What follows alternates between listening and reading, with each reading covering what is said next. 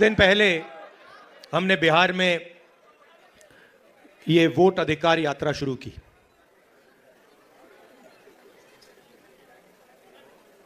ये काफी लंबी कहानी है, क्योंकि कुछ सालों से हमें शक हो रहा था और पूरे देश को शक हो रहा था कि इलेक्शन के सिस्टम में कोई ना कोई गड़बड़ है। लोग कहते थे ईवीएम की बात होती थी, आरएसएस के संगठन की बात होती थी, मगर एक बात दिखने को मिलती थी कि बाकी पार्टियों को एंटी इनकम्बेंसी हो जाती थी, मगर बीजेपी के खिलाफ कभी एंटी इनकम्बेंसी नहीं होती थी। बीजेपी एक बार, दो बार, तीन बार, चार बार, एक के बाद एक चुनाव जीती जाती थी। तो अजीब सा लगता था, मगर हम खुलकर नहीं कह सकते थे क्योंकि सबूत नहीं था। महाराष्ट्र में हमें सबूत मिला। सबूत क्या था? लोकसभा का चुनाव हमारा गठबंधन जीतता है, स्वीप करता है। 4 महीने बाद उसी प्रदेश में, उसी महाराष्ट्र में वही पार्टियां लड़ती हैं। हमारा गठबंधन बीजेपी के गठबंधन के खिलाफ लड़ता है। हमारे गठबंधन का एक भी वोट कम नहीं होता। जितने हमें लोकसभा में मिले उतने हमें विधानसभा में मिले, मगर बीजेपी का वोट बढ़ जाता है। अजीब सी बात है। हमने देखा, पता लगाया, लोकसभा के बाद तकरीबन 1 करोड़ नए वोटर, 1 करोड़ नए वोटर इलेक्शन कमीशन ने लिस्ट में डाले।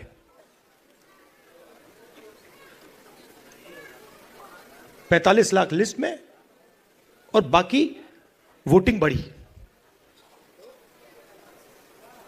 सारे के सारे जो वोटर, नए वोटर थे, सारे के सारों ने बीजेपी को वोट दिया। और जहां भी नए वोटरों ने बीजेपी को वोट दिया, वहां बीजेपी ने चुनाव जीता।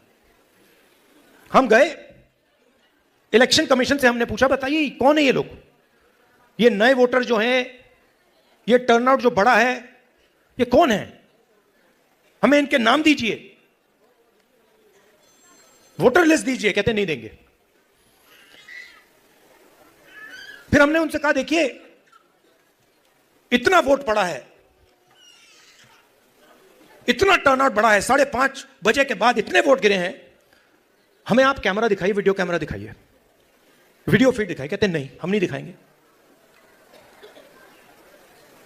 फिर क्या करते हैं? कानून बदल देते हैं और 45 दिन के अंदर वीडियो फीड को डिस्ट्रॉय कर देते हैं। फिर हमने कर्नाटक में अपनी टीम से कहा कि देखिए, आप एक लोकसभा चुनिए और उसमें गहराई से देखिए, मैग्नीफाइंग ग्लास को लेके हर पेज को देखिए और बताइए यहां पे हुआ क्या। इलेक्शन कमीशन हमें इलेक्ट्रॉनिक वोटर लिस्ट नहीं देती, तो 8-10 फुट ऊंची बोरी कागजों की, 200-300 किलो की, हमारे 40 लड़कों ने 4 महीने 16 घंटे काम किया। वोटर लिस्ट में एक फोटो को लाखों फोटो से मिलाया, एक नाम को लाखों नामों से मिलाया, एक एड्रेस को बाकी एड्रेसेस से मिलाया, और सच्चाई निकली। सच्चाई क्या थी? सच्चाई थी कि 7 सीटें हैं बेंगलोर सेंट्रल में, 6 कांग्रेस पार्टी जीतती है। 7वीं सीट में एक विधानसभा में 1 लाख फर्जी वोटर, 1 लाख। और जहां फर्जी वोटर थे, जिस असेंबली में फर्जी वोटर थे, वहां बीजेपी जीतती है। वो सारे के सारे 1 लाख जो वोट थे, उसके कारण बीजेपी लोकसभा का चुनाव जीत गई। मैंने प्रेजेंटेशन किया। अच्छा, मैं आपसे एक बात पूछना चाहता हूं, आपका नाम क्या है? कुमार जी, अगर मैंने आपसे कहा कि आप चोर हो और अगर आपने चोरी नहीं की तो आप क्या करोगे?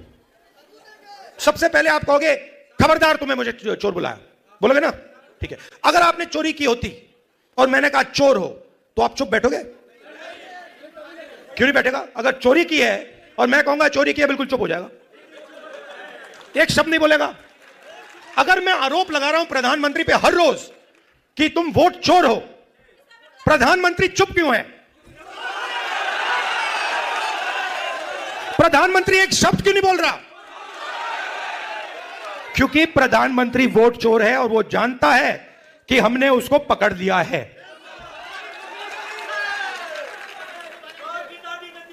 देखिए, मैं आपको एक बात बताता हूं।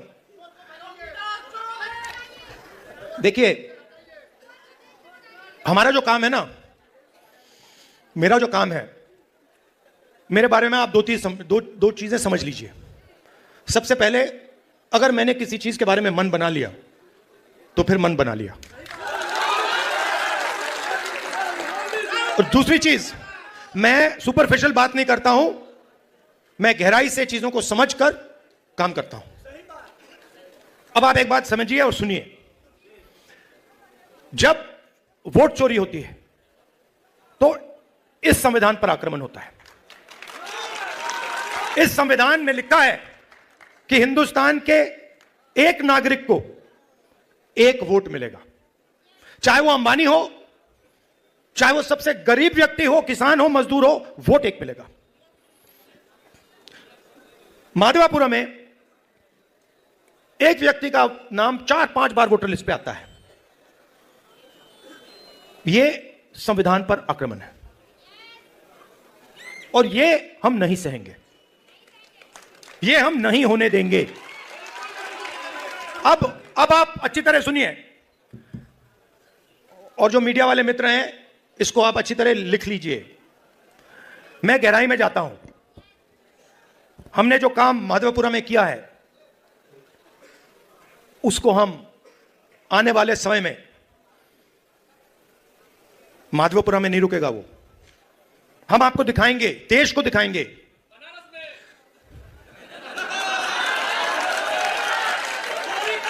मोदी जी, मैं आपको बता रहा हूं, मोदी जी डरे हुए हैं, क्योंकि मोदी जी को बात समझ आ गई है कि अब चोरी पकड़ी गई है और अब वो भाग नहीं सकते हैं। हम आपको दिखाएंगे कि सिर्फ माधवपुरा में चोरी नहीं हुई है, लोकसभा में चोरी हुई है, हरियाणा में चोरी हुई है, महाराष्ट्र में चोरी हुई है, मध्य प्रदेश में चोरी हुई है, और अब ये बिहार में चोरी करने की कोशिश कर रहे हैं। और बिहार की जनता ने इनको हिला के रख दिया है, हिला के रख दिया है।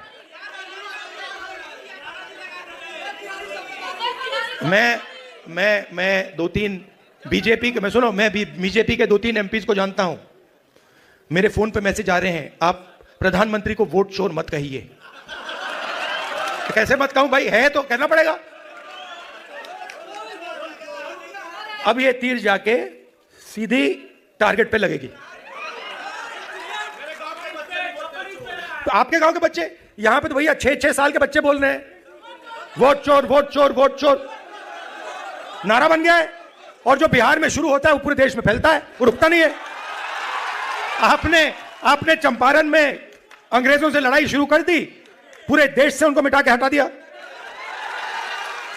ये कॉन्स्टिट्यूशन की लड़ाई शुरू कहां हुई थी? चंपारण में ही तो हुई थी, वहीं तो हुई थी। अब इसका लक्ष्य क्या है? ये वोट चोर और संविधान को मिटाना, खत्म क्यों करना चाहते हैं, मैं आपको बताता हूं। तेजस्वी जी ने बात की, देखिए हमें बैलेंस चाहिए, बैलेंस चाहिए। मतलब इस देश में अगर एक व्यक्ति को एक वोट मिलता है तो भागीदारी सबको मिलनी चाहिए। और जब हम हिंदुस्तान की संस्थाओं को देखते हैं,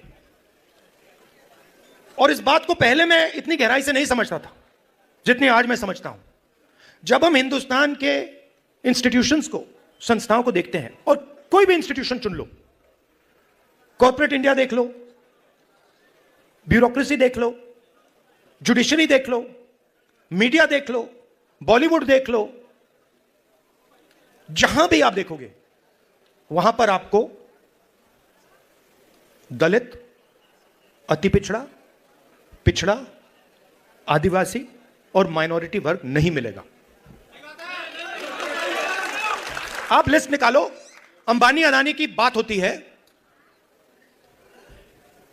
हर कंस्ट्रक्शन प्रोजेक्ट में, हर इंडस्ट्री में, एयरपोर्ट, जमीन, solar power, wind power, petrol, diesel, सब में इनके नाम सुनाई देते हैं। 500 हिंदुस्तान की सबसे बड़ी कंपनियां हैं।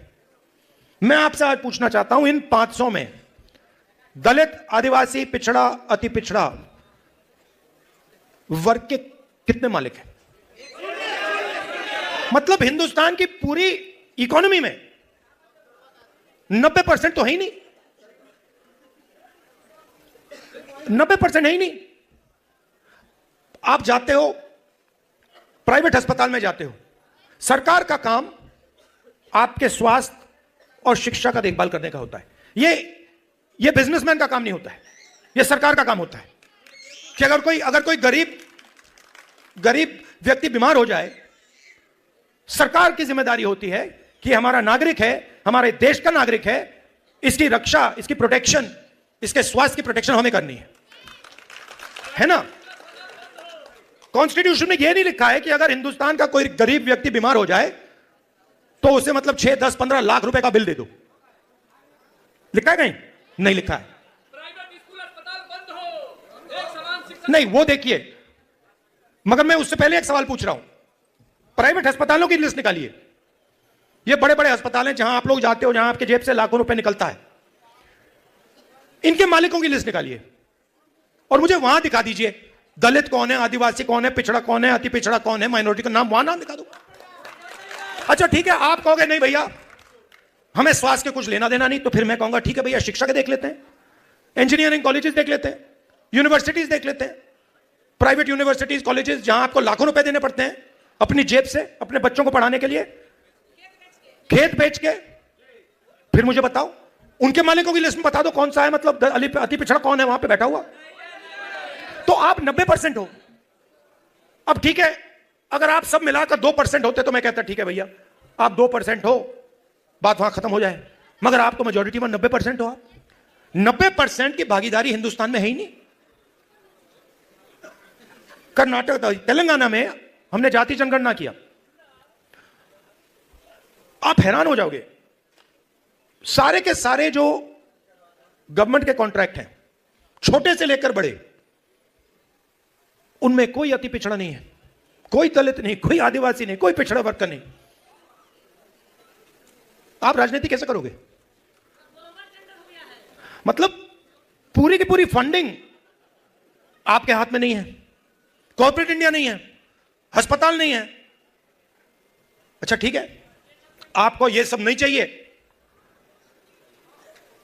मीडिया देख लो, मुझे नाम बताओ।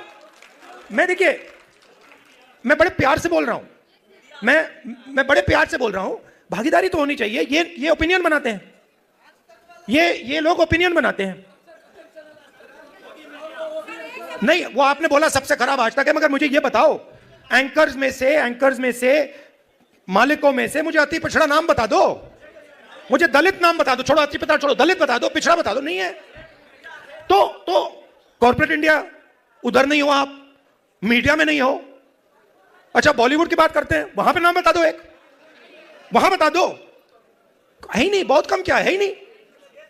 तो इसीलिए मेरी सोच है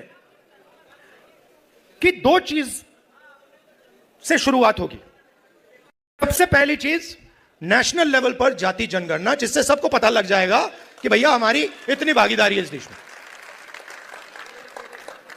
और तेलंगाना में हमने बहुत गहराई से किया है, सवाल पब्लिक से पूछ के हमने लिए हैं, दलित एसोसिएशन से हमने पूछकर उनसे कहा कि भैया आप बताओ हमें क्या पूछना चाहिए।